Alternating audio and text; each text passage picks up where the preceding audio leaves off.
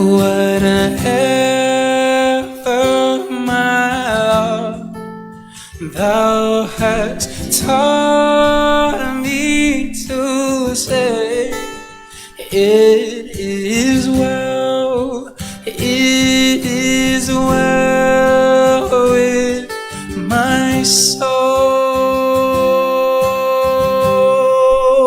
it is well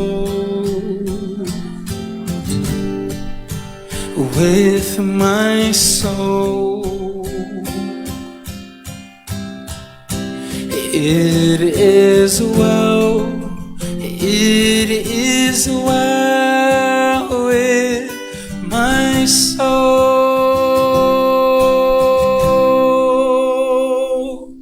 My sin, oh, the bliss of this glorious thought. My sin not in part, but the whole is nailed to the cross, and I bear it no more. Praise the Lord, praise the Lord, oh my soul. It is well with my soul.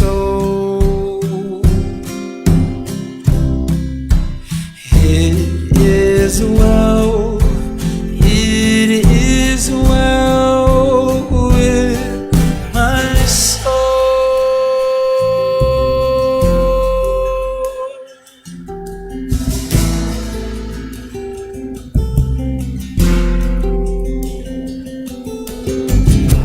In 1871, the Great Chicago Fire virtually ruined Horatio Spafford. It was almost the biggest trial of his life, but not the biggest. 2 years later, 1873, he puts his wife and his 4 daughters on a ship to sail for England, and the ship runs into another ship and sinks very quickly, and all 4 girls died, and his wife barely escapes. He hears about the accident and he receives a telegram from his wife, saved, alone.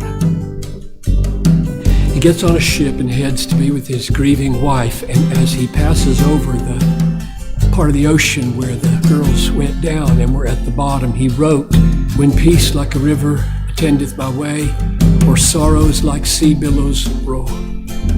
And you can hear the point. When sorrows like sea billows roll, whatever my lot, you have taught me to say, it is well with my soul. So the question is, how could it be well? And he goes on in the song and he talks about, let this blessed assurance control that God has regarded my helpless estate and Christ has shed his own blood for my soul. He knew Christ loved him. He saw it in the cross. And when he gets to the end, he has Christ coming back with a great triumph, not to judge him, but to save him and to raise his daughters from the dead. So it is well with my soul. No song quite gets it in terms of its cadence and its tune, and especially its words. It doesn't get any better than sorrowful yet always rejoicing through it is well with my soul. Oh Lord, haste the day when my face shall be sight. The clouds be rolled back as a scroll. The trumps shall resound, and the Lord shall descend. Even so, it is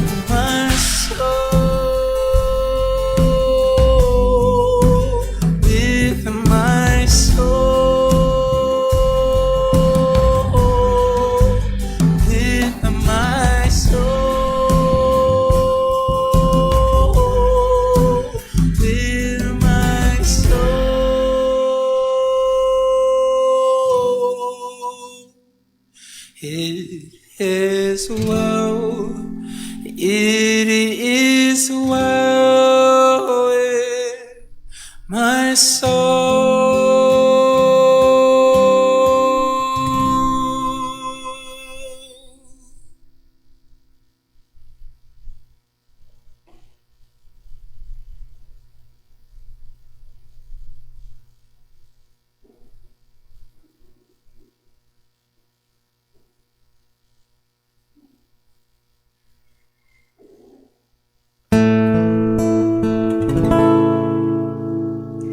Great is thy faithfulness, O God, my Father. There is no shadow of turning with thee. Thou changest not, thy compassions, they fail not. As thou hast been, thou forever will be. Great is thy faithfulness, great is thy faithfulness. Morning by morning, new mercies I see. All I have needed, thy hand hath provided. Great is thy faithfulness, Lord, unto me.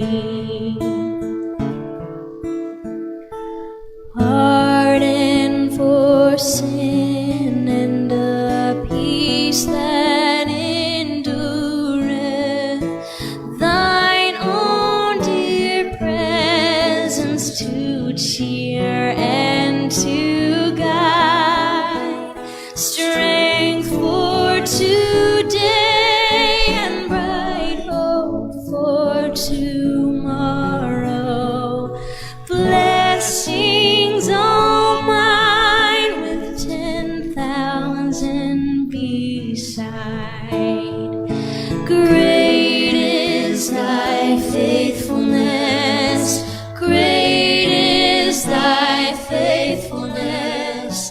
Morning Sound check. by morning, new Okay. mercies Magandang umaga po sa bawat isa sa atin. Purihin ang Panginoon. Today is Sunday. This is the first Sunday of October.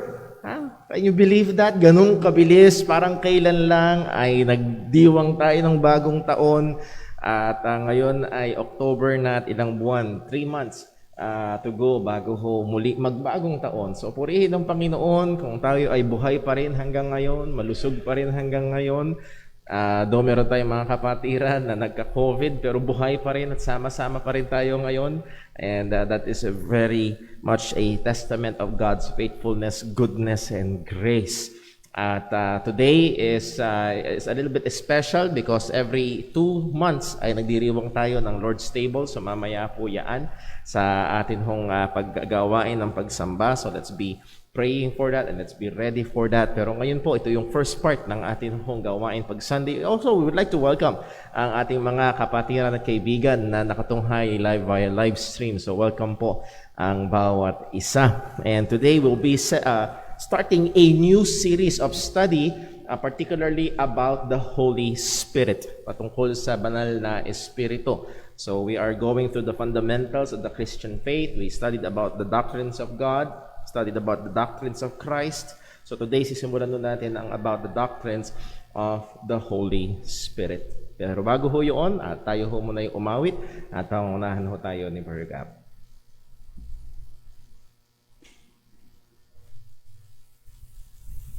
Magandang umaga po sa ating lahat. Tayo po yung mawit. Awitin po natin ang the books of the Bible.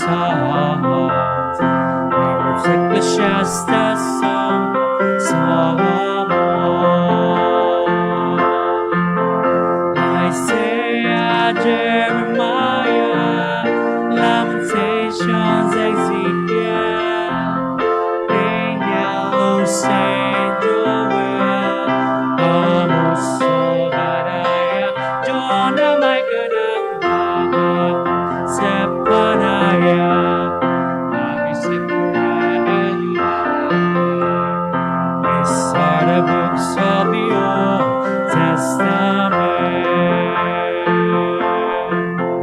Matthew, Mark, Luke, John, Acts, Romans, First and Second Corinthians, Galatians, Ephesians, Philippians, Colossians, Thessalonians, First Timothy, Second Timothy, Titus, Philemon, Hebrews, James, First Peter, Second Peter, 3 John, Jude, and Revelation.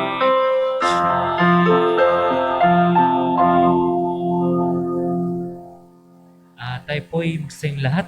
Tayo po ulit umawit sa Panginoon. Awitin po natin more about Jesus.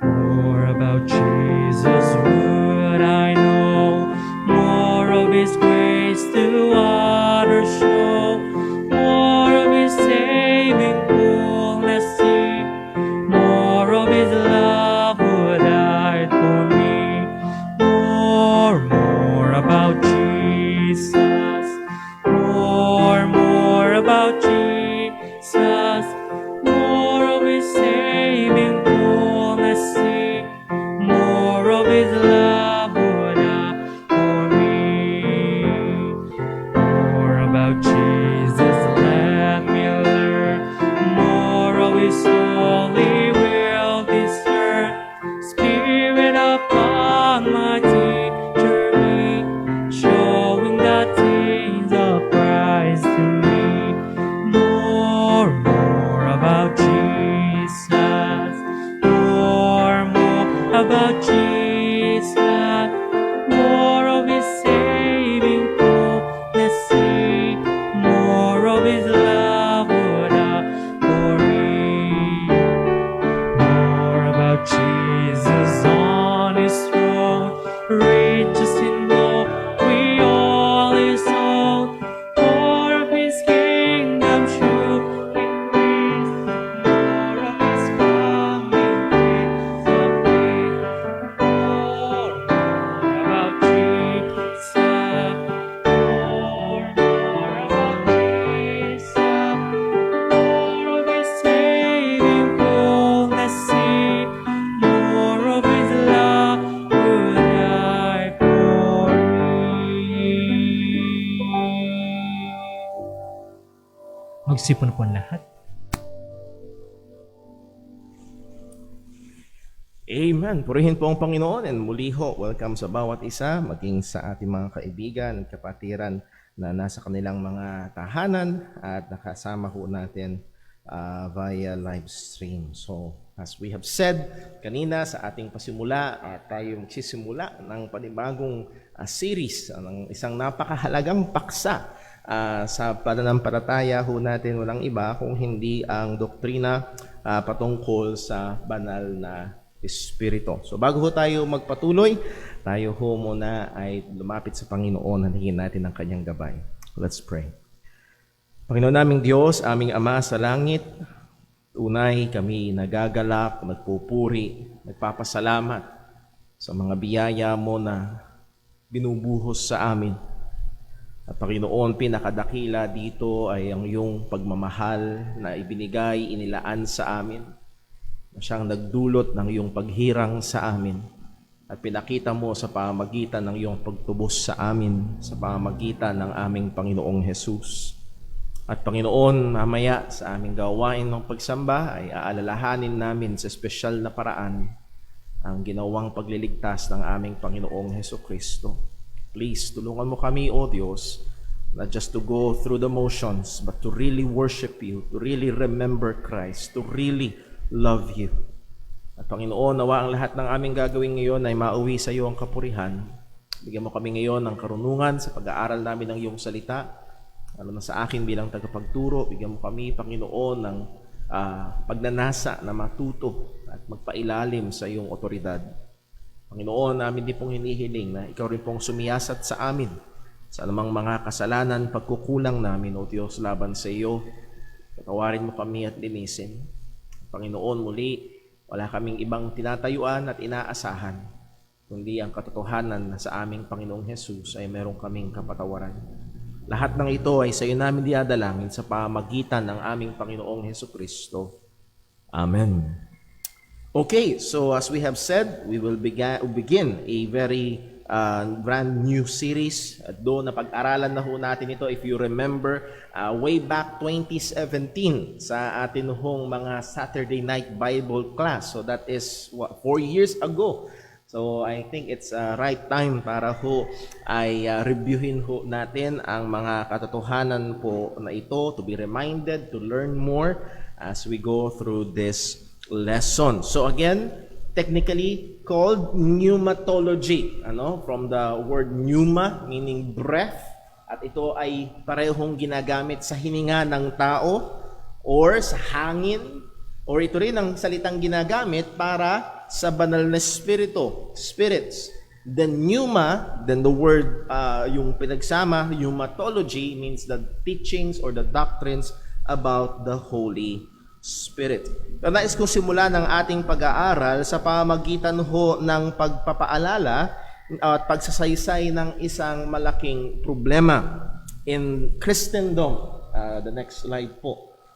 Inspired ako last Sunday, and I think it's a good learning tool sa atin. Again, this is our Sunday school. Sa Christendom, sa panahon natin ngayon, when we say Christendom, the large group na nagpapakilalang Kristiyano, every religion na nagkiklaim ng pagiging Kristiyano na iniwala sa Diyos ng Biblia or sa Biblia. In Christendom, the most neglected person of the Trinity is none other than the Holy Spirit. Siya ang pinaka-neglected. Madalas sa mga pag-aaral, madalas sa mga konferensya, at salamat sa Diyos, may parating na conference na about the Holy Spirit. And nevertheless, hindi ko dito sa atin, sa ibang bansa, isang malaking conference about the Holy Spirit. Nevertheless, pagdating sa persona ng Trinidad, isa sa mga kulang ang kaalaman ng mga Kristiyano, ng mga totoong Kristiyano, ay patungkol sa banal na Espiritu. But at the same time, there is an unbiblical preoccupation of some sort with the Holy Spirit among many who claims to be believers. So yes, in Christendom, pagdating sa mga totoong Kristiyano, marami ang ignorante, marami ang kulang ang kaalaman. Pagdating sa Diyos Ama, marami silang sasabihin, lalo na patungkol kay Jesus, maraming sasabihin ng Kristiyano, pero pagdating sa banal na Espiritu, siya Diyos. At madalas hanggang dun lang. But sad to say, sa maraming parte din ng Christendom, mga nagpapakilalang mananampalataya, merong unbiblical preoccupation. Merong mga churches na mula simula hanggang dulo, it's all about the Holy Spirit. There is an ignorance and confusion of both the person and work of the Holy Spirit. Merong hindi kaalaman, merong kakulangan ng kaalaman patungkol sa banal na Espiritu, kung sino ba siya, kung ano ba siya. At marami na mga nagpapakilalang mananampalataya, minsan ang pagkaunawa sa banal na Espiritu ay siya'y puwersa lamang or kagamitan lamang upang mangyari at gawin ang mga kalooban ng Panginoon. Some see and use the Holy Spirit as a mere tool that can be wielded according to their whims and accomplish man's desires and wishes. Yun, merong mga tao nang tingin ang banal na Espiritu ay kagamitan lamang to serve their own will, para sa kanilang sariling kagustuhan. Sa next slide po. Many has acquainted the work of the Holy Spirit to mystical acquainted the work of the Holy Spirit to the mystical. Ay, mga mystical na misteryoso. Madalas sinasabi, leading of the... Yes, pero sinasabi sa salita ng Panginoon, for as many as are led by the Spirit of God, they are the sons of God. Pero what does it mean to be led by the Spirit of God? Kailangan ba parang may puwersang humihila sa'yo? At yung iba, yun ang parang may puwersang tumutulak sa'yo. Hindi yung leading, kundi pushing of the Holy Spirit. Pero yung iba, yun ang pananaw. Merong impulse. I've heard ang isang pastor, paulit-ulit, obey every spiritual impulse.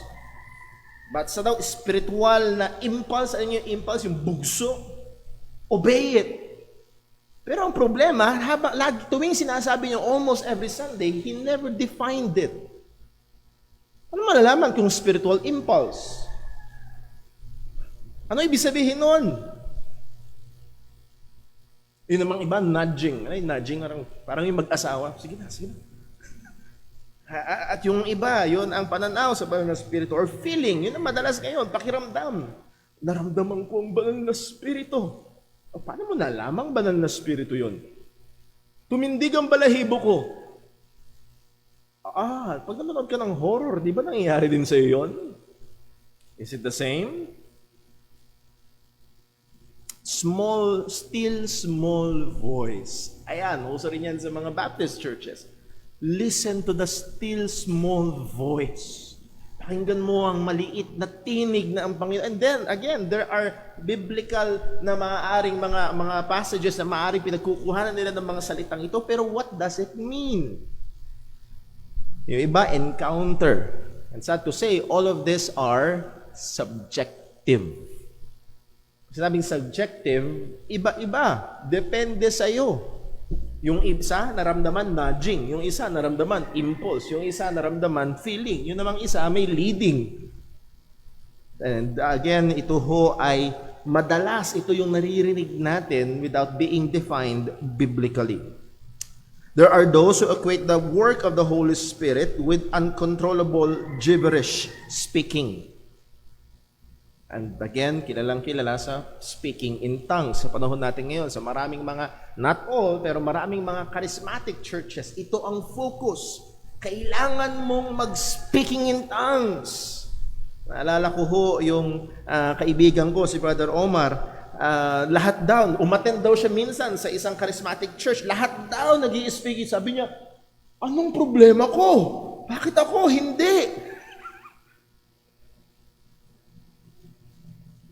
Meron pang holy laughing, holy rolling, holy jumping, holy crying, holy vomiting, at kagaya na panood natin minsan dito, holy howling, pag-alulong. Sabi ng mangangaral, hindi siya mangangaral, sabi isang babae, sabi daw ng banal na, ewan ko, paano yung narinig yun? Sabi daw ng banal na spirito sa kanya, pag sinabi ko bang umalulong ka, aalulong ka para kay Kristo? Aalulong para kay Kristo. At sa harapan ng church, yung ba yun, ow! And that's supposed to be spiritual. Well, let me add here, sa iba naman ay walang iba ito kung hindi pagsusuot ng mga t-shirt at mga paraphernalia na may words na Jesus. And that's being spiritual. In the gospel, sa panahon ng ating Panginoong Jesucristo, ang mga Pariseo ay inattribute ang gawa ng banal na spirito. Naalala niyo ho yun? Nagpalayas ng mga demonyo ang ating Panginoong Jesus. At ang sabi ng mga Pariseo, well, kaya ka nakapagpapalayas, kaya mo sila nauutosang lumayas kasi nasa iyo yung prince of the devils, Beelzebub. So you have the higher authority of the devils, kaya sila sumusunod. And here is the contrast. Nung panahon ng ating Panginoong Jesus, yung lehitimong gawa ng banal na spirito, ina-attribute nila sa dyablo. Ito ang malaking problema sa panahon natin ngayon. Maraming gawa ng dyablo, inia-attribute sa banal na spirito. Nanginig, umalulong, gumapang, bumula, bibig, work of the Holy Spirit. Naalala niyo ho yung maniac at of the gathering, yung inaalihan ng masamang espiritu sa Bible? Mas lapat. Yung behavior nung inaalihan ng masamang espiritu sa marami I'm not saying all. Pero again, maraming mga gawa ng masamang espiritu ngayon ay ina-attribute sa Holy Spirit. So ano ang punto? Narito yung ating hamon. It is our duty to know what is the biblical perspective and truths about the Holy Spirit. Duty natin ito bilang mga mananampalataya, bilang mga Kristiyano, bilang mga tinubos ng Panginoon, at bilang mga tinatahanan ng banal na Espiritu. Isang obligasyon natin na ito ay matutunan, malaman at makilala natin kung sino siya. Sabi nga ho ni John MacArthur sa kanyang napakagandang libro na Strange Fire, it is high time for the evangelical church to take a stand and recover a proper focus on the person and work of the Holy Spirit. The spiritual health of the church is at stake. It's high time, panahon na para talaga pag-aralan ng mga nagpapakilalang Kristiyano at mag-take ng stand at proper focus kung sino ba at ano ba ang gawain ng banal na Espiritu. And with the very word, tuwing nababanggit yung word na spiritual, it is always in connection with the Holy Spirit. That's why it's spiritual. The spiritual health of the church. Ang naging particular doon si John MacArthur. Yung financial health ng church, kayang gawin yon ng mga marketing strategies. Pero pagdating sa spiritual health ng church, napakalaking epekto kung hindi kilala at hindi nauunawaan ang gawa ng banal na Espiritu. Ang sabi pa ni Michael Horton in the book In the Face of God, okay lang po yan. One of the things we need in our day is a recovery of the biblical doctrine of the Holy Spirit. This will amount to a revolutionary reacquaintance, but it is a necessary one. Nakita nyo, in-equate ni Michael Horton, ang sabi niya, this will amount to a revolutionary reacquaintance. Magigimbal ang marami. Magugulat ang marami na sa dami ng kanilang napapakinggan in many churches nagpapakilalang Kristiyano, sa dami na kanilang napapakinggan patungkol sa banal na Espiritu, it will be a revolutionary reacquaintance kapag dating sa katotohanan. But this is a necessary one. So ngayong umaga, as we introduction pa lang ho ang ating pag-aaral, tignan ho natin yung importance and yung goal ng pag-aaral natin ng pneumatology. Yung importance and yung goal ng pag-aaral natin ng pneumatology or the doctrine of the Holy Spirit. Bakit ito mahalaga? Bakit nakadepende dito ang spiritual na kalusugan ng iglesia? Bakit ito revolutionary at kailangan na kailangan, hindi lamang ng iglesia, kundi bawat individual na tunay na mananampalataya. So number one, as you can see here sa ating screen, the work of the Holy Spirit for the glory of Christ in the church. Bakit mahalaga ito? At ano ang goal ng ating pag-aaral? Sapagkat ang gawain ng banal na Espiritu ay luwalhatiin si Kristo sa kanyang iglesia. Ito ang pangunahin. Basahin natin sa John 16, verse number 13. John 16, verse 13 hanggang 14. Again, this is the Lord Jesus Christ. Kanyang pinapaalala at binibigyan ng mas detalye ang mga apostol patungkol sa banal na Espiritu na darating kapag siya'y lumisan na. At ang sabi na ng ating Panginoong Jesus, howbeit when He, sino yung He? The Spirit of truth, and that's none other than the Holy Spirit. When He, the Spirit of truth, is come, He will guide you into all truth. For He shall not speak of Himself, but whatsoever He shall hear, that He shall speak, and He will show you things to come. Now, napakahalaga ng verse 13 sa kumpiyansa natin sa inspiration ng New Testament.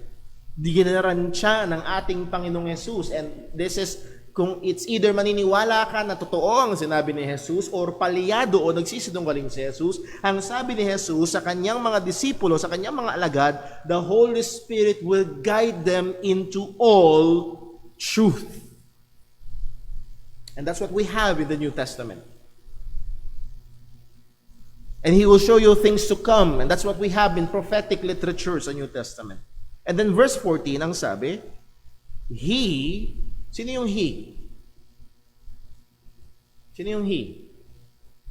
the Holy Spirit, He shall glorify me.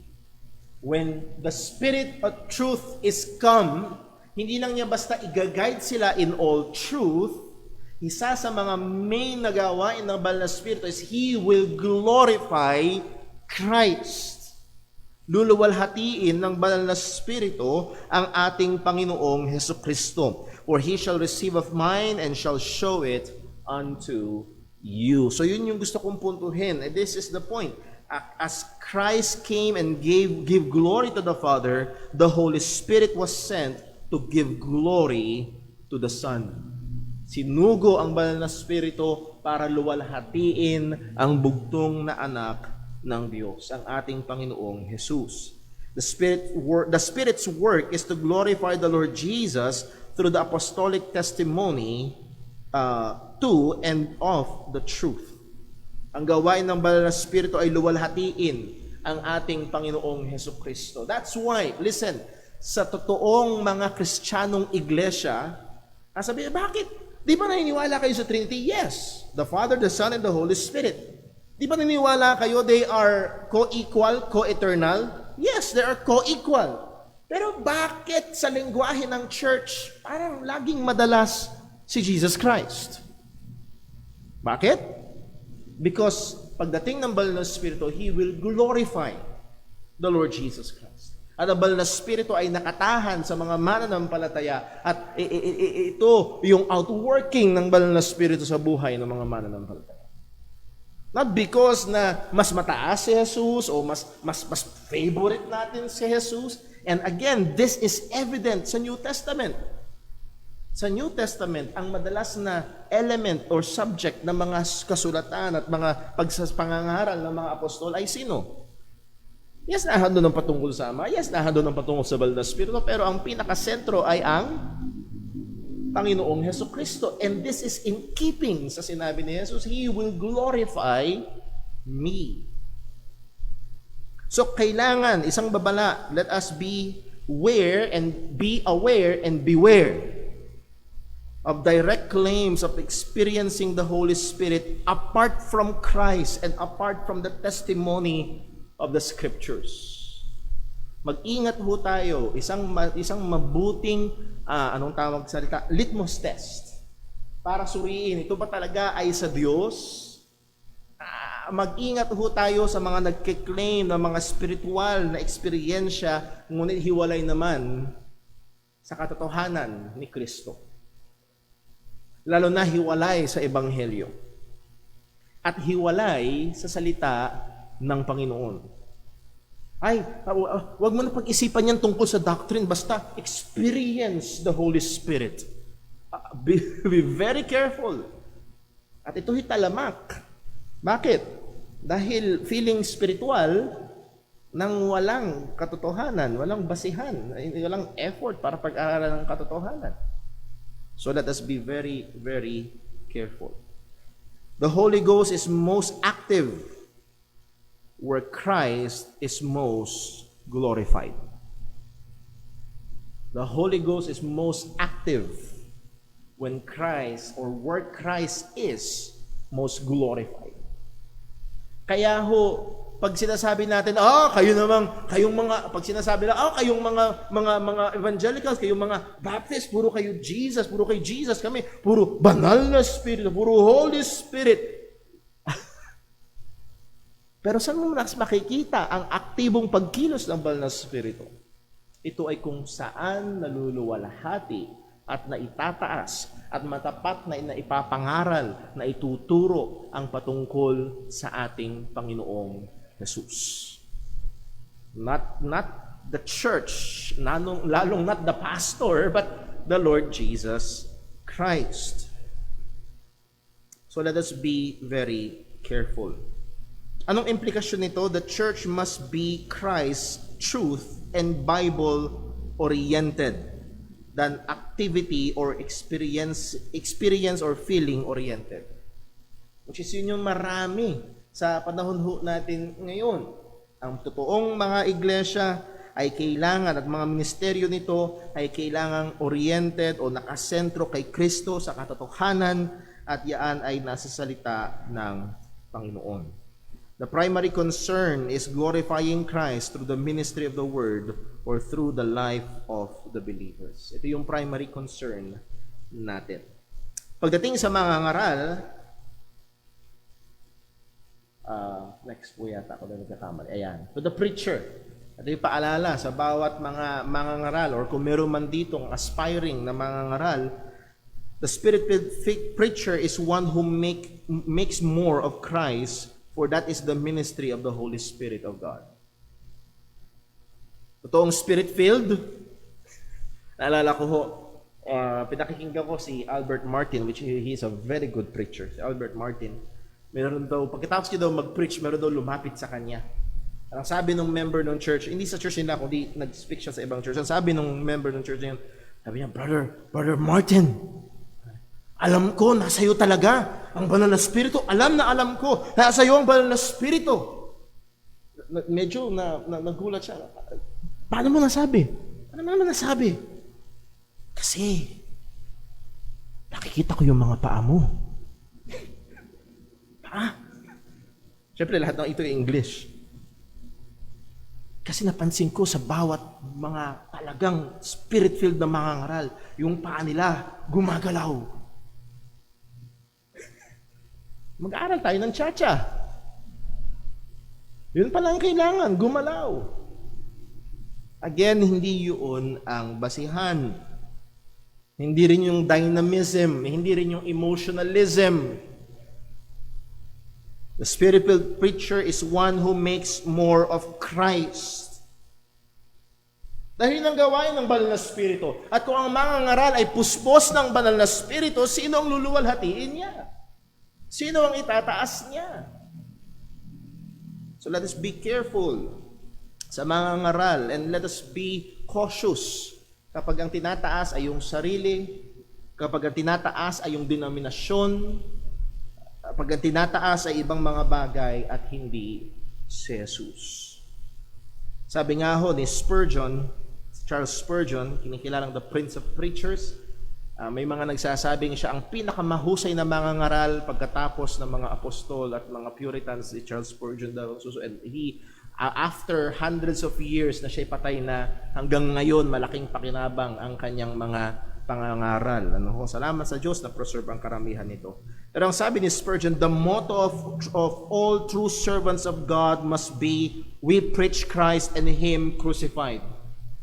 As Paul said sa 1 Corinthians chapter 2. A sermon without Christ in it is like a loaf of bread without any flour in it. No Christ in your sermon, sir, then go home and never preach again until you have something worth preaching. Ang pangangaral daw na walang Kristo ay parang tinapay na walang arena. May pagkakataon sinabi niya pa yan na parang balon na walang tubig, parang ulap na walang ulan. Wala kang Kristong ipapangaral, umuwi ka na lang at bumalik ka na pag meron ka ng magandang ipangaral. Ang ibig sabihin nun, kung walang Kristo, ano ba ang tungtungan ng ating pag-asa? Sa atin hong time in the Word, all of the blessings of our salvation is what? Bound in our union with Christ. So muli, napakahalaga nito. Ang gawain ng banal na Espiritu ay luwalhatiin si Jesus sa kanyang iglesia. So that's why mahalaga na pag-aralan natin ang patungkol sa banal na Espiritu. Number 2, if you are passionate about the glory of Christ in His church, we should be passionate about the truth of the work and the person of the Holy Spirit. Number 2, the manifestation of the fruit of the Spirit in the believers' lives. Ang pagkakita, ang anong nawala yung Tagalog na salita sa isip ko ng word na manifestation. Ang kapahayagan. Ang kapahayagan ng gawa o ng bunga ng banal na Espiritu sa buhay ng mga mananampalataya. We know the verse, Galatians chapter 5, verse 22. But the fruit of the Spirit is love, joy, peace, long-suffering, gentleness, goodness, faith, meekness, temperance. or self-control. Against such, there is no law. At isa hong gusto ko lang bigyang pansin dito sa talatang ito. Yes, pinag-aralan na natin ito when we went through the book of Galatians. At ang sabi ng salita ng Diyos, the fruit, take note, it is singular. Karpos sa Greek. At pag gumawa kayo ng word study, it is singular. It emphasizes, sabi ni A.W. Pink, emphasis is placed upon the unity of His operation, producing one harmonious whole. Hindi ito, okay, ngayong buwan na ito, ang project ko sa iyo ay peace. No, it is a one harmonious whole, and the word fruit, ang pinakapunto nito, ito yung gawa, ito yung bunga, ito yung resulta ng pagkilos ng banal na spirito sa buhay ng isang mananampalataya. So kung ang isang tao ay tunay na spirit-filled, hindi dahil gumagalaw yung kanyang paa, hindi dahil nanginginig siya o umaalulong siya, anong makikita mo sa buhay ng isang taong totoong spirit-filled? Makikita mo ang gawa o bunga ng banal na spirito, which is Christian virtues. Love, joy, long-suffering, gentleness. Pakinggan nyo ito mga kapatid. Isang napakagandang bagay. Ibig sabihin, you can be, listen, truly spirit-filled na hindi ikaw ang tumatayo sa likuran ng pulpito. Bakit mo binibigyan din ito? Dahil baka ma-carry over natin yung paniniwala na para ma-achieve ang spiritual height, kailangan, syempre, sino ba naman ang mga nasa tugatog ng pagiging spiritual? Syempre, ang mga mangangaral. Hindi exacto. Maraming karnal naman. Pero kahit ang isang nanay na nagluluto, naglilinis sa bahay at naglalaba, ay pwedeng maging at dapat maging tunay na puspos ng banal na spirito. At ang kapuspusan at pagkilos ng banal na spirito, hindi tuwilang merong gawain na kung saan i-rile up ang inyong emosyon at kayo ay hihimukid na maglabas ng kung anong tunog sa inyong bibig. No? Kahit nasa trabaho ka, nasa eskwelahan ka, nasa bahay ka. Well, hopefully, nasa church ka. You and we must be spirit-filled. Kung pupuntahan pa natin puntahan na rin natin, wala ho sa lesson, pero puntahan natin sa Ephesians chapter 5.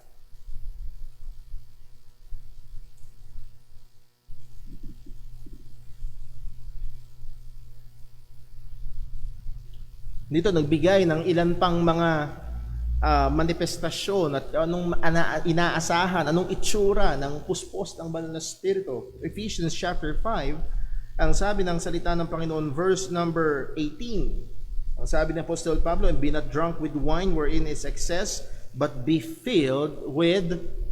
So he's speaking about being filled with the Holy Spirit. Now, anong itsura niyan? Ang mga susunod ay mga participle statements. Ang sabi ni Apostol Pablo ay ito, verse 19. Anong itsura ng filled with the Spirit? Speaking to yourselves in psalms, hymns, spiritual songs, singing, making melody in your heart to the Lord. Verse number 20, giving thanks. Verse number 21, submitting yourselves one to another. And then, pagdating sa verse 22 hanggang sa chapter 6, verse number 9, i-delineate ni Apostol Pablo kung anong itsura ng submitting yourselves one to another. Wives, submit yourselves to your own husbands. Husbands, love your wives. Children, obey your parents. Fathers, provoke not your children unto wrath, but bring them up in the nurture and admonition of the Lord. Servants, submit to your masters in the flesh. Masters, huwag niyong i-maltreat ang inyong servants. That's submitting yourselves one to another. That's being spiritual. Sa loob ng bahay, sa lugar trabaho, that's being spirit-filled.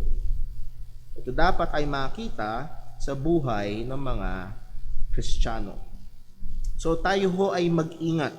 There's a prevailing confusion and false standard of Christian spirituality and Christian growth in many churches. And sad to say, even in many evangelical churches, even in many Baptist churches. Merong maling standard, merong maling basihan para ituring at sabihin na ikaw ay malago na.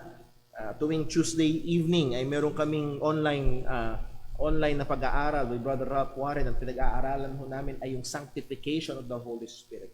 And literally, merong mga churches, ang senyalis ng paglago ay busy.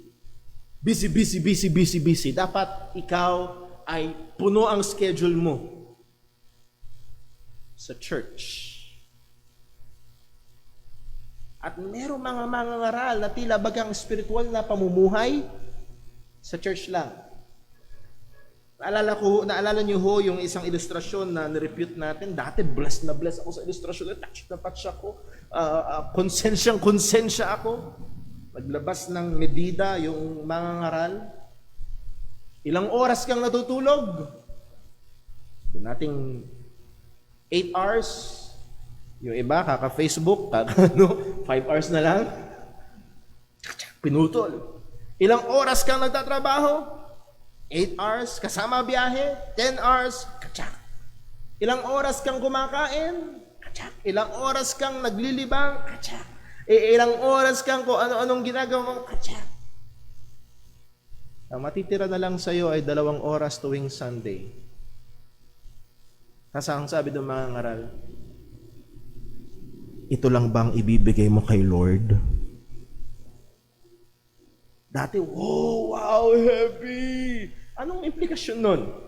Dapat mas marami akong oras sa loob ng church.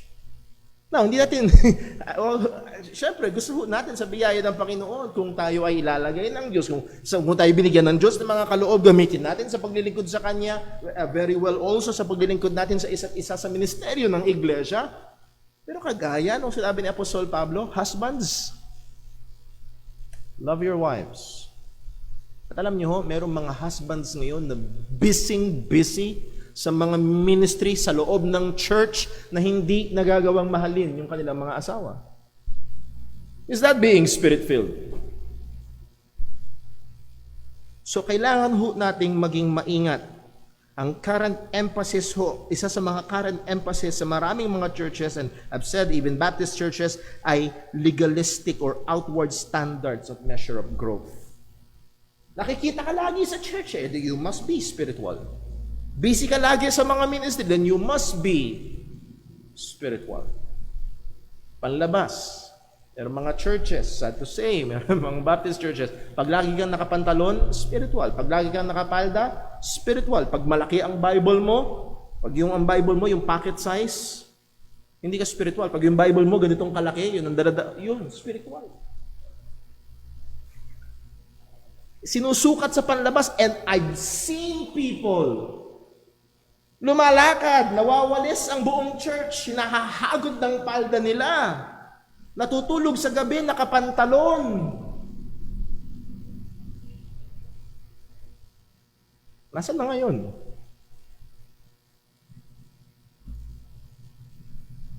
Kung ang kabanalan mo, ang pagiging spiritual mo ay nakasalalay sa panlabas, delikado ka. Lalo na pag nahiwalay ka sa mga mananampalataya. Delikado ka.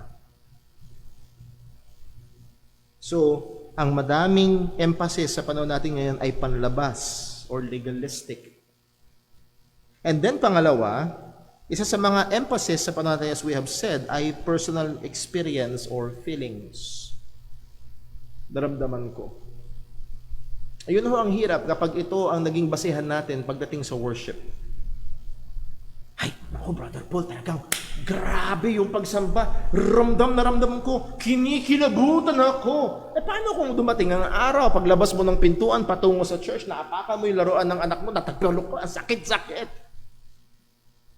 At habang nasa church ka, alam mo yun, namamaga, nagpipintig na ganun yung paa mo, naramdaman mo yung kilabot o naramdaman mo yung sakit ng paa? Hindi ka maka-worship. Kaya alam niyo, maraming mga churches ngayon, Ang goal nila, gamitin ang musika, gamitin ang kung ano-anong mga manipulative na paraan.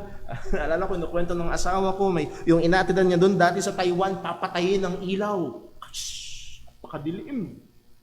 So magsisimulang mag-iyakan yung mga tao. Yun doon, inimbitahan niya, natakot, hindi na bumalik. Ay, dilim, tapos nag-iiyakan. Ano yun? Pero that's being spiritual. Again, mga kapatid, this is not to say na mas mabuti tayo, mas magaling tayo, no. Sinasabi lang natin na maging aware tayo dahil madaming counterfeit na supposedly spiritual experience o pagiging spiritual o gawa ng banal na spirito. Let us be careful.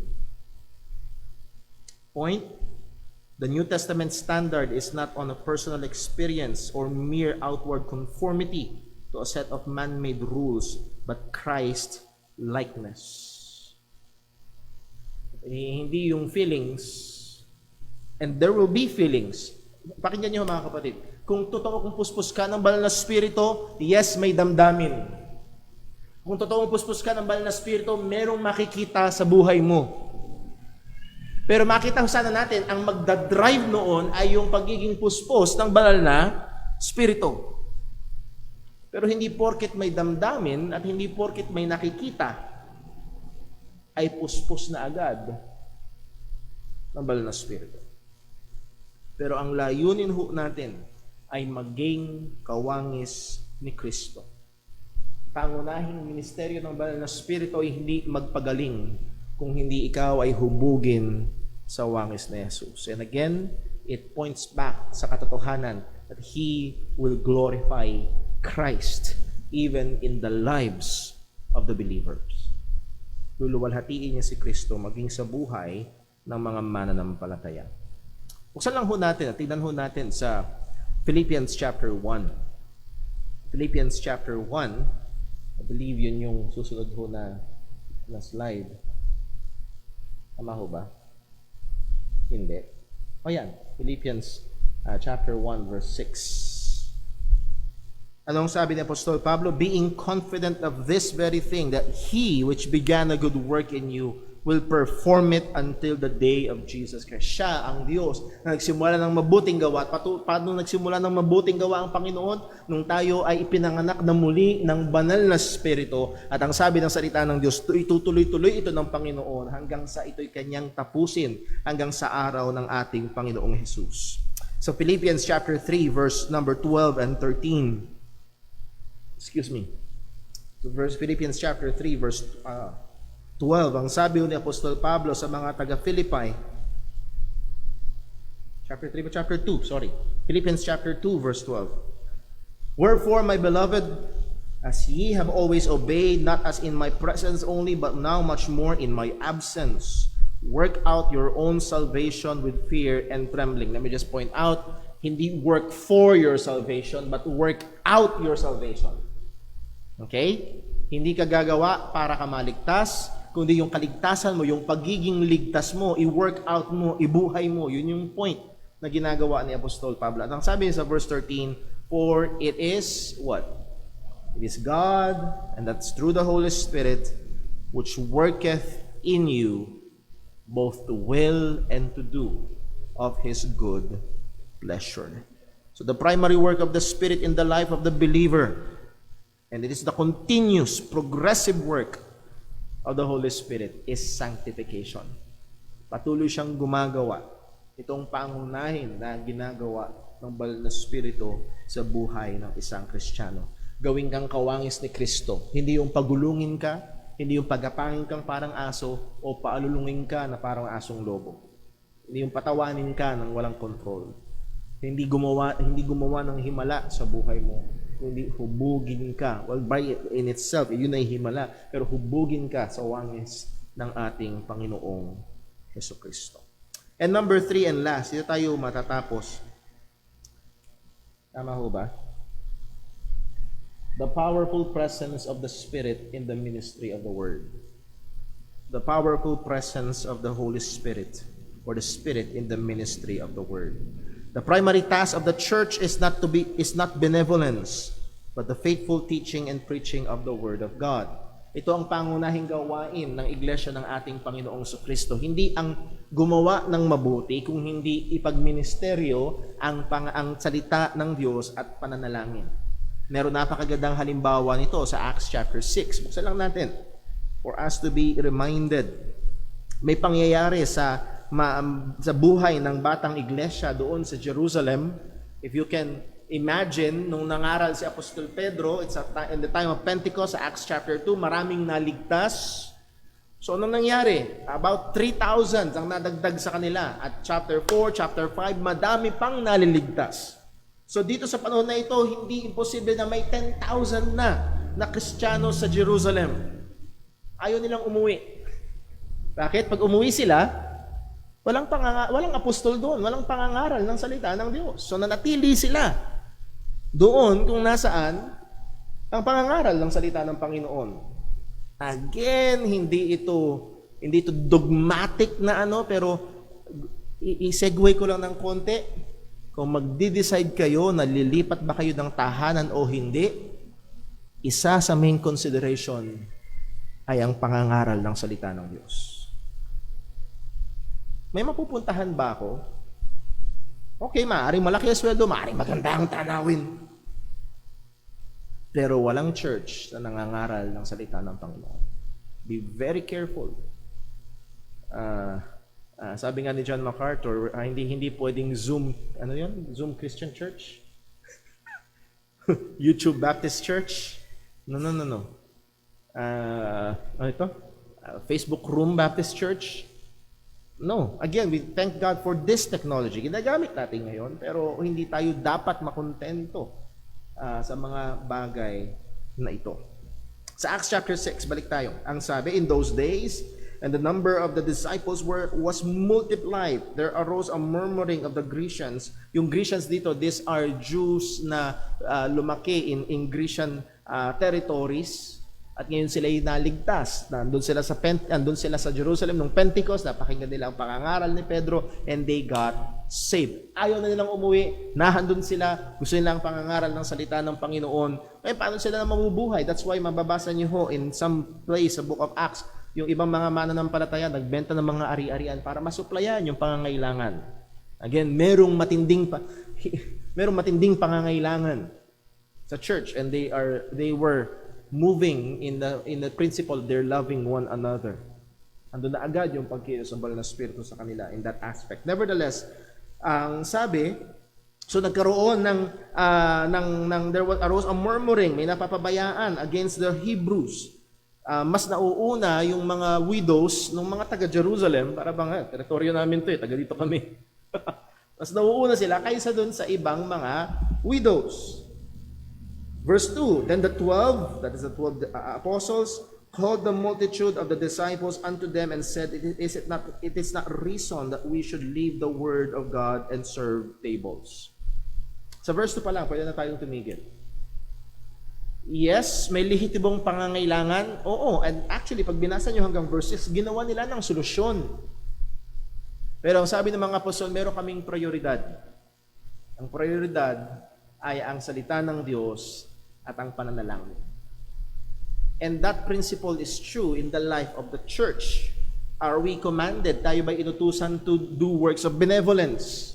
Yes. Let us do good unto all men, especially unto those who are of the household of faith. So inutusan tayo ng Diyos na gumawa ng mabuti. Pero kung meron tayong prioridad, what is that?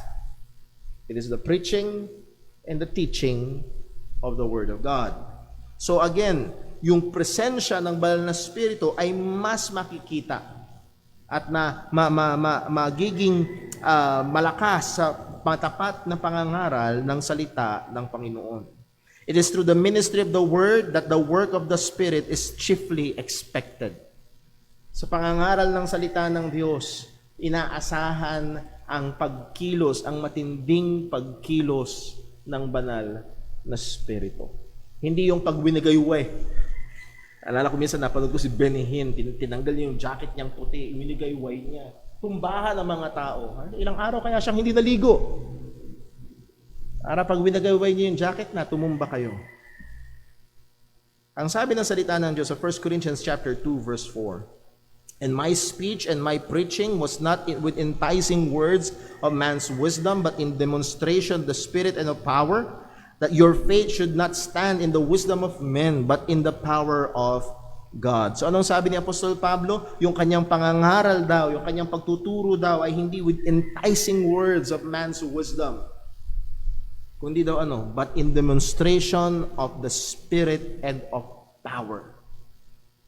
Na nakikita ang pagkilos, ang presensya, ang paggawa, ang kapangyarihan ng banal na Espiritu sa pangangaral ng salita ng Panginoon. 1 Thessalonians chapter 1 verse 5. Ang sabi ni Apostol Pablo ay ito, for our gospel came not unto you in word only, but also in power and in the Holy Ghost, and in much assurance, as ye know that what manner of men we were among you for your sakes, and ye became followers of us and of the Lord, having received the word with much affliction, with joy of the Holy Ghost. Anong sabi ni Pablo? Yung pangangaral ng salita ng Diyos dumating daw with power and in the Holy Ghost. 1 Corinthians. So, puntuhin ko lang, the preaching of the word is coupled with a godly life. Nandun yung pangangaral ng salita ng Diyos, pagkilos na banal na Espiritu, at nagre-resulta ito sa makadiyos na buhay. Alam niyo ho, yun yung goal ko bilang mangangaral. Dati ang goal ko bilang mangangaral ay yung madaming taong pumunta sa harap. Kung kayo ay nakapasok sa mga, again, typical ito sa maraming mga Baptist churches, maraming mga evangelical churches, may tinatawag na invitation sa altar, and I'm not saying na mga makasalanan sila at hindi sila, I'm not saying that. Okay? Pero dati gawain din yun dito, at gawain ko yun dati. At ang goal ng preaching ay mga tao ay nasa harap. At pag maraming tao nasa harap, success! Well, ngayon ho, sa biyaya ng Panginoon, mas natuto na tayo sa salita ng Diyos na ang goal ay makadiyos na buhay, hindi dito sa harap, kundi sa labas. Kung hindi ho nababago ang buhay niyo sa ministeryo ng salita ng Diyos, may malaking problema. It's either may malaking problema sa nangangaral o may malaking problema sa pinapangaralan. Walang problema sa Panginoon. So, iyon yung goal. 1 Corinthians 1:17 ang sabi, for Christ sent me not to baptize but to preach the gospel, not with wisdom of words, lest the cross of Christ be made of none effect. Sabi ni Apostol Pablo. Now, hindi ibig sabihin hindi siya nagbabab ang aral ng salita ng Panginoon. Doon na ho ba natapos yung slide? So, again, dito ho tayo matatapos at gusto ko ho talagang magbigay. Sinisimulan kong disiplinahin yung aking sarili na maglaan ng panahon kung merong mga tanong. Nakaraang Sunday, maganda yung ating naging question and answer, and I hope to keep that. Marami kayong pwedeng itanong na hindi ko kayang sagutin. Okay? Kung yun ang inyong laluyunin, you will be successful. Pero kung merong lehitimong tanong na gusto nyong madagdagan ng kaalaman o merong gumagambala sa inyong kaisipan, kung alam ho natin ay paglilingkod, kung hindi, may assignment ako. So meron ho bang tanong? Maging sa ating mga kapatiran, sinabi natin last time, hindi ko lang na-announce ho ngayon, sorry. Maging sa mga kapatiran na nasa mga tahanan, pwede ho kayong mag-message, direct message ho sa akin o mag-text kung meron kayong katanungan. Now na. Dito ho sa church, meron ho ba? Ay, or toto.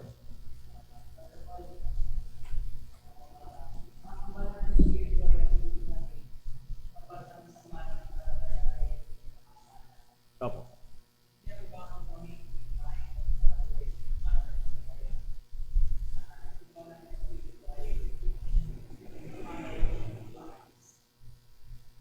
Wala ho. Okay. Ang tanong ho ni Brother Totoy ay ito. Yes, ang banal na spirito ay napibighati ng Kristiyano kapag siya ay nagkakasala, and that is true. Kaya merong sabi sa salita ng Panginoon, and grieve not the Holy Spirit of God, na sa pamagitan nito ay tinatakan tayo o sinelyuhan tayo. And that is the very answer. Kaya ang sagot ho natin, ang tanong pala ay ito, meron bang point of time na iiwanan ka? ng banal na Espiritu, aalis siya sa iyo? Well, with the very word na sinabi ni Apostol Pablo, and grieve not the Holy Spirit of God by which we, sa pamamagitan tayo ay tinatakan, sapagkat ang sabi niya sa Ephesians, buksan lang natin sa Ephesians chapter 1.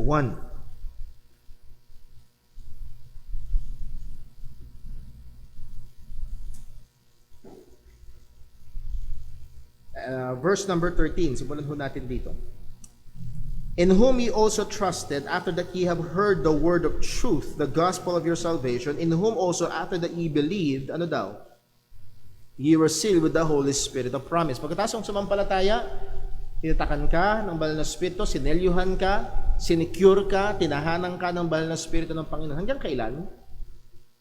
Verse 14, which is the earnest of our inheritance, patunay ng ating mana. Patotoo na ikaw ay tagapagmana. Which is the earnest of our inheritance, kaya hanggang kailan? Until the redemption of the purchased possession. And that's pointing to sa panahon na babalik si Kristo at kukunin niya ang kanyang mga mananampalataya. So if you are sealed with the Holy Spirit, that's until the redemption of the purchased possession. So, because we are sealed with the Holy Spirit. Yes, we can grieve Him. Kaya nga ho, hindi pwede. Never na tinuturo natin na yung inaakusa sa atin na, pag naniwala ka sa security ng salvation, hindi, secured na naman pala ang salvation. Once saved, always saved. Pwede ka na No. Malinaw ang sabi ng salita ng Diyos, huwag nating pigatain ang banal na Espiritu. Pero itong banal na Espiritu na to, sangayon sa salita ng Diyos, at tumahan sa atin, tinatakan tayo na tayo sumampalataya, ay nakatahan sa atin hanggang sa tayo ay kunin ng ating Panginoong Jesucristo. So, that's the long answer. The short answer is no. Hindi umaalis ang banal na Espiritu sa isang totoong mananampalataya. Pag hindi totoong mananampalataya, hindi rin siya aalis. Kasi wala siya doon. Okay? Meron pa ho ba? Very bad.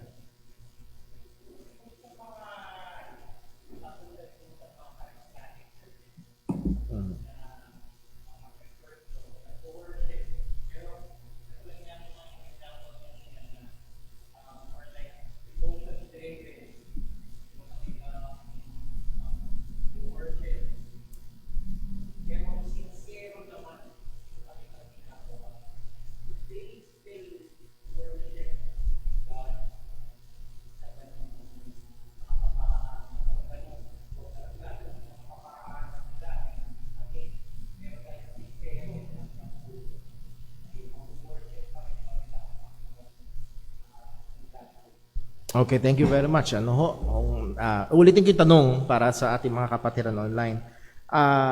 Yun daw hong mga ang ginamit ay yung mga nasa charismatic churches at maraming ganun ang kalagayan.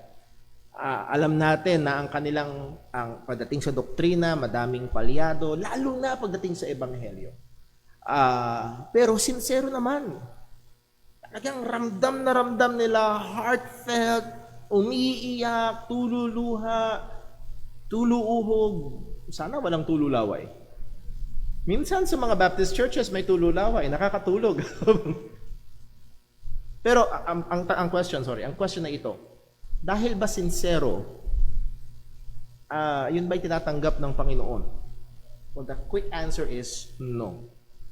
Ang sabi ng ating Panginoong Jesus sa John chapter 4, and they that must worship Him should worship Him in spirit and in truth. Ang sabi ng ating Panginoong Jesus, I believe sa John chapter 8, kung hindi nagkakamali ng tanda, o sa John chapter 5, kung hindi nagkakamali ng tanda, ang sabi ng salita ng Panginoon, yung lumuluwalhati sa Ama ay kailangang luwalhatiin ang anak, kagaya ng pagluwalhati sa Ama. Ang hindi lumuluwalhati sa anak, magbasahin na natin, sorry po. Mas magandang basahin natin. Sa pag-aaral ho natin nung Christology, kung tama ang alala ko doon sa verse.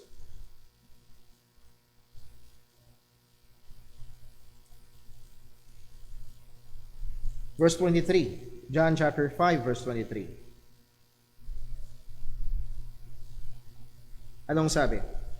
And all men should honor the Son How?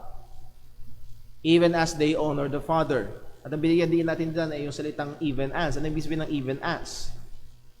Kagaya ng, katulad ng. So kung paano mo ino-honor ang Father, yun din dapat ang pag-honor mo sa Son. Any less is not acceptable. So if you honor the Father as God, you must honor the Son as God also. Kaya again, it affirms that they are co-equal. May iba-iba silang gawain at seemingly sa pananaw ng tao, well, sinugo ang anak, hindi mas mataas yung nagsugo kaysa sinugo. Again, seemingly sa atin, pero makikita na there is equality in the Trinity. Kung hindi sila equal, then merong hindi Diyos. Again, that's a different discussion. Pero ang sabi, and all men should honor the Son even as they honor the Father. He that honoreth not the Son, and if I may add, in that way, honoreth not the Father which hath sent Him. At dito ko pinunto, kung naalala nyo, anumang pagsamba ng mga iglesia ni Kristo na hindi niluluwalhati ang anak kagaya ng sa Ama, ay hindi katanggap-tanggap at walang kwenta. And sad to say, on that same note, yung mga, again, hindi sila mananampalataya ng Ebanghelyo, ang sabi ng salita ng Diyos, anything that is not of faith, it's sin. For the carnal mind is enmity against God.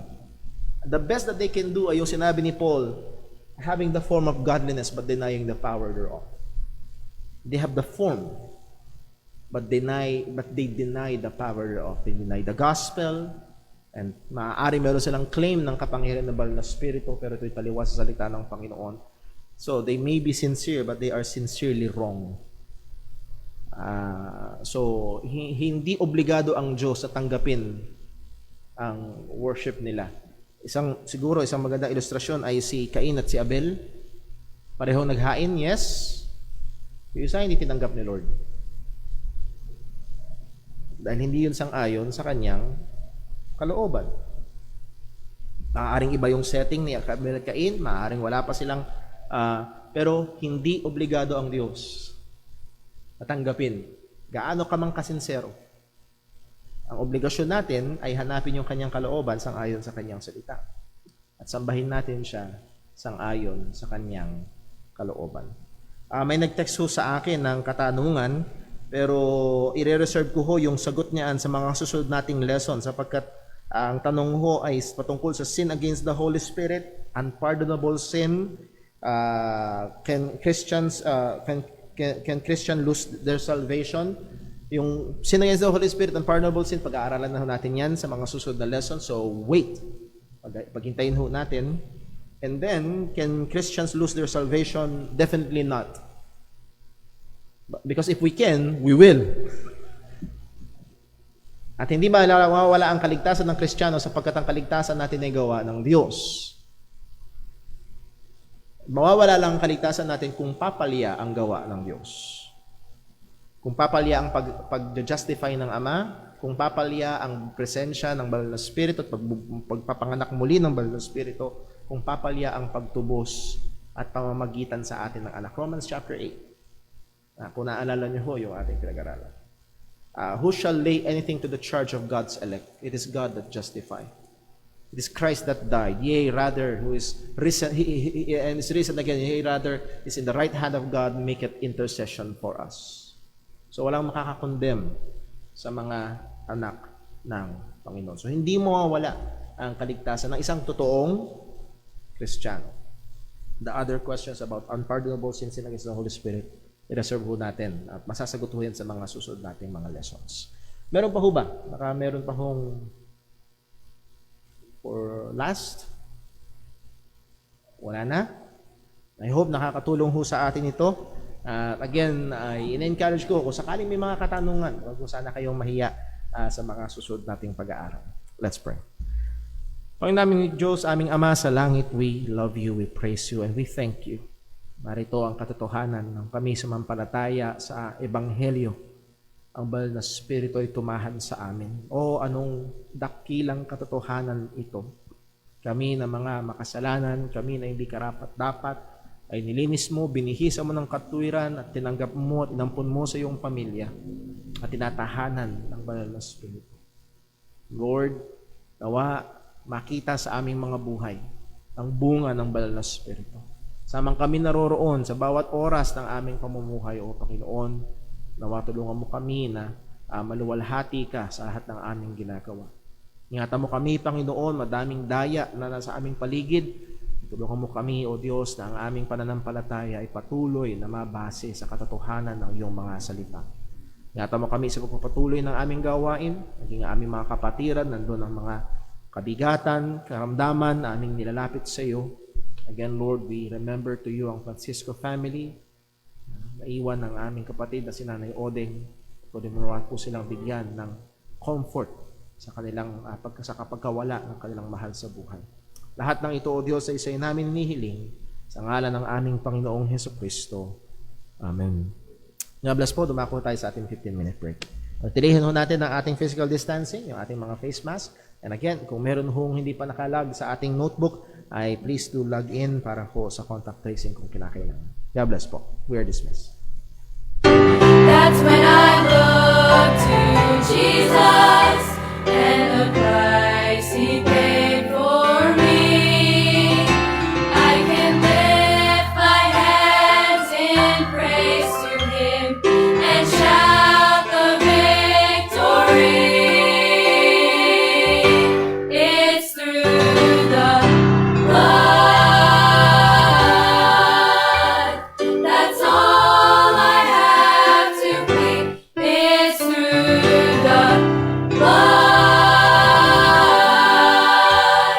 that Jesus shed for me, not by works of mine.